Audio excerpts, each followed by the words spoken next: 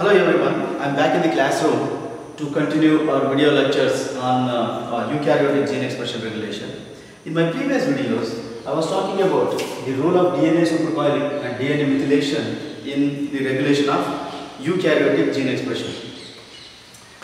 As you know, DNA supercoiling, that too negative DNA supercoiling, that regulates gene expression positively by assisting the binding of TBP to transcription initiation site. That is very important in the initiation of transcription.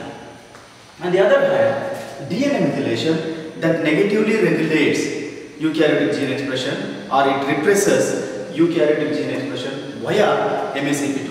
MACP2, it's a specific protein that recognizes methylated cytosine.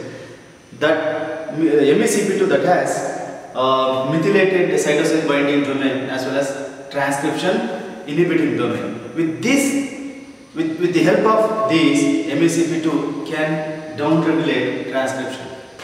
DNA methylation is also important in maintaining imprinting genes as well as allelic exclusion during the B cell development. Right? DNA methylation also involves in several human malignancies where hypermethylation of tumor suppressor gene, that is P53, suppresses its expression. Then hypomethylation of oncogenes enhances the expression. So the balance tilts towards oncogene that leads to malignancies. With this, I will move on to the next level of eukaryotic gene expression regulation at nucleosome structure and its modification. You know that we discussed in the very beginning that DNA in eukaryotic nuclei is not present in naked state. It is always associated with histone molecules. Right? DNA wrapped around histone octamer that forms nucleosome. Right? Don't miss this alphabet that gives different meaning. Okay? DNA wrapped around histone octamer that forms nucleosome. Then what is histone octamer? Histone octamer is made up of H2A, H2B heterodimer and H3H4 heterodimer. Two molecules of each heterodimers forms histone octamer. Right? So how these histone molecules interact themselves and they can interact with DNA? That is by the help of two common regions present in histones. Histones, they are composed of two common regions. One is histone folds. These histone folds, they involve in the interaction of H2A with H2B as well as H3 with H4. On the other hand, histone tails, specifically N-terminal histone tails, they involve in the interaction of DNA. So from this, we can say that DNA is not in naked state. It is always in the form of nucleosome. Right? The discovery of nucleosome in 1970 by Kornberg, right? The discovery of nucleosome in 1970 by Kornberg raised an important question that how do non-histone proteins interact with DNA that is already tightly associated with histone octamer, right? Here non-histone proteins are transcription factors and RNA polymerases. These transcription factors and RNA polymerases binding is crucial to initiate transcription, right? So then researchers they started looking at chromatin structure and how that regulates gene expression in eukaryotes, right? To seek the answer to this question, researchers started looking at chromatin structure and gene expression regulation. Initially, cytogeneticists, they were using variety of staining techniques to study the genome organization of eukaryotes. They were staining, including staining, G-banding, right? These cytogeneticists, they were staining with a variety of staining techniques. When they stain eukaryotic nuclei or even Drosophila lamprey polyethylene chromosome, they could find that some region of the chromatin or chromosome was densely stained. That densely stained region was referred as heterochromatin. Right? On the other hand, some region of the chromatin or chromosome was lightly stained, that was referred as euchromatin. So here, euchromatin transcriptionally active. The genes that are located in euchromatin are highly, expressed. On the other hand, heterochromatin, the genes that are located in the region of heterochromatin, they are inactive, transcriptionally inactive. The probability of gene expression in heterochromatin region is very, very low. Here you can see this is the region of heterochromatin. In this you can see nucleosomes are compactly arranged, densely packed, right? So that's why they could see densely stained. Because of the compactness and densely packed, heterochromatin does not allow the binding of transcription factors and RNA polymerases, right? Here, euchromatin is loosely arranged, right? Loosely arranged. So TBP or other transcription factors and RNA polymerase can easily bind to this region and then activate transcription, right? That means what it suggests that if genes have to be transcribed, that should be in the region of euchromatin, right? Or if the genes that are located in the heterochromatin region, if they have to be transcribed, that heterochromatin has to be converted to euchromatin. Right? From compactness to loosely arranged chromatin. Right? So how this happens? How heterochromatin can be converted to euchromatin? Mainly that heterochromatin is converted to euchromatin by moving in and around of histone molecules. Right? So here, why heterochromatin inhibits transcription? Because it blocks RNA polymerase and TBP. So these heterochromatin that blocks RNA polymerase 2 and transcription factors can be converted to euchromatin by modifying or moving histones in and around transcription initiation site. Right? After cytogeneticist, they found that some regions were densely stained and some regions were lightly stained. Molecular biologists and biochemists, they were working on cell-free extract transcription system. Initially, molecular biologists, they were using crude nuclear extract to study the in vitro transcription. Here, they were adding cell-free extract to DNA template, naked DNA template, to study transcription. Later, biochemists, they purified general transcription factors and RNA polymerase 2 and they developed a reconstituted system to study the transcription. Here, molecular biologists, initially they used crude nuclear extract, right, to study the transcription using naked DNA template. Biochemists, they purified general transcription factors and RNA polymerase 2 and developed a reconstituted system. Instead of adding crude nuclear extract that has general transcription factors and RNA polymerase, these researchers, they purified GTFs and RNA polymerase 2, they can add one by one to study the transcription. This reconstituted system, they added purified general transcription factors, polymerase 2 and naked DNA template. These experiments gave some clue about the regulation of eukaryotic gene expression. Later, researchers realized that DNA in eukaryotic nuclei is not in naked state, right? It's always associated with histone proteins. So, they realized that using naked DNA template does not reflect in vivo.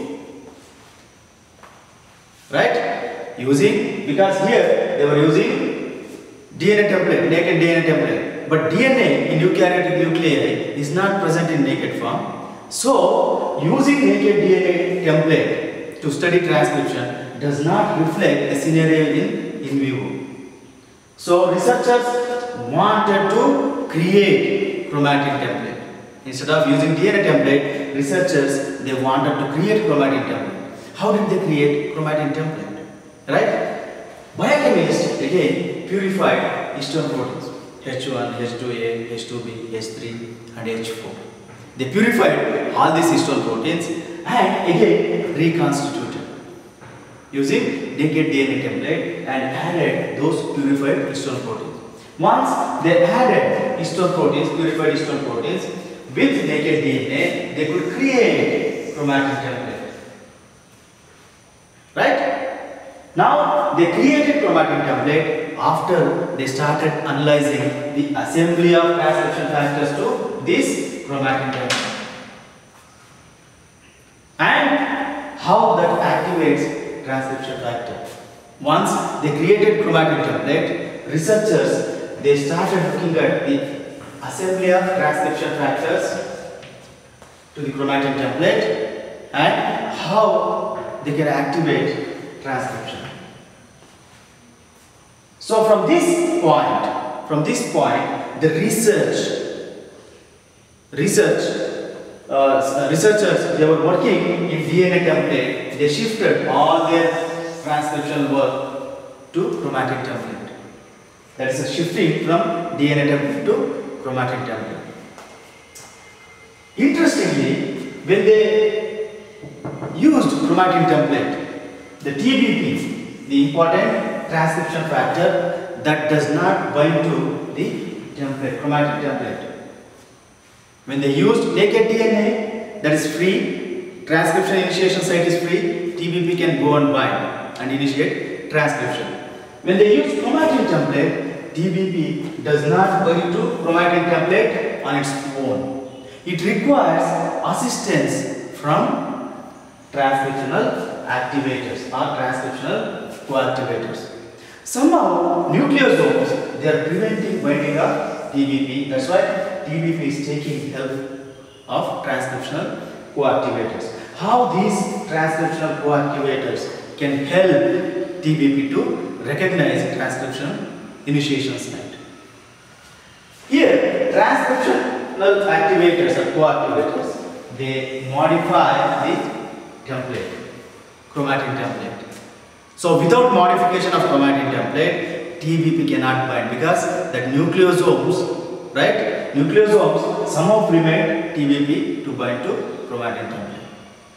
Let's see how nucleosomes are modified. Here you can see this is a structure of octamer, histone octamer, and that DNA wrapped around, right? And here these are histone N-terminal tails. These are histone N-terminal tails that are freely hanging, right? These freely hanging histone N-terminal tails are available for post-translational modification, right? Post-translational modification are phosphorylation, acetylation, methylation, ubiquitination. These are all covalent modification. These covalent modification, they are reversible in biological system, right? Covalent modification, they are reversible in biological system. Phosphorylation is mediated by kinases. Meantime, phosphatases remove the phosphate group. Acetylation mediated by acetyl transferases. Then the acetyl group is removed by deacetylases. Similarly, methylation and ubiquitination, all covalent modifications are reversible in biology because of the presence of enzymes. Right? Here, the enzymes that are present in the cell somehow modify specific amino acids. Specific amino acids located in histone tails. This modification is very important for either repression of transcription or activation of transcription. Right? So with all these observations, there was an emergence of histone code hypothesis. This histone code hypothesis actually postulates that the state and activity of the chromatin or a region of the chromatin, it depends on the covalent modification of histone tails. Right? Histone code hypothesis postulates that the state and activity of the chromatin or a region of the chromatin depends on the modification, the covalent modification of histone tails. Right? Further, scientists or researchers, they started looking at nucleosome. Remember, heterochromatin is transcriptionally inactive. Euchromatin is transcriptionally active. They wanted to see, so what is the difference between heterochromatin and euchromatin? Are there any biochemical changes? Of course, when they looked into heterochromatin and euchromatin, H3 histone of K9, the lysine 9th residue of lysine H3 is highly methylated in the case of heterochromatin. Right? In the case of euchromatin, same residue of H3 is acetylated, was acetylated or unmethylated. See, it's just not structural changes, there is involvement of biochemical changes between heterochromatin and euchromatin. Right? So these methylation or acetylation that are mediated by specialized enzymes, histone methyltransferases and histone acetyltransferases respectively. Histone methyltransferases, they transfer methyl group to the histone N-terminal tail. On the other hand, acetylation, that histone acetyltransferases, they transfer acetyl group to the free hanging histone tails. To summarize this part, DNA is not present in the naked state in eukaryotic nuclei, that is always wrapped around histone octamer. Right? Then the heterochromatin cytogeneticists, they found that some part of the chromatin is densely stained and some region of the chromatin is loosely stained. They referred as heterochromatin and euchromatin respectively. Right? And heterochromatin is transcriptionally inactive and euchromatin region is transcriptionally active. Then scientists, they realized that using naked DNA as a template does not reflect in vivo scenario. So they created chromatin template. When they used that created chromatin template, TVP did not bind to the transcription initiation site on its own. It requires assistance from other activators or co-activators. Right? So nucleosomes are modified basically by covalent modification. Right? That free hanging tails are available for post-translational modification. That mainly acetylation and methylation, they play an important role in the transcriptional activation or transcriptional inactivation. Right? We have several enzymes that can methylate as well as acetylate. Right? I'll stop here and then continue the biochemical reactions and how they activate or inactivate transcription in my next video. Thank you.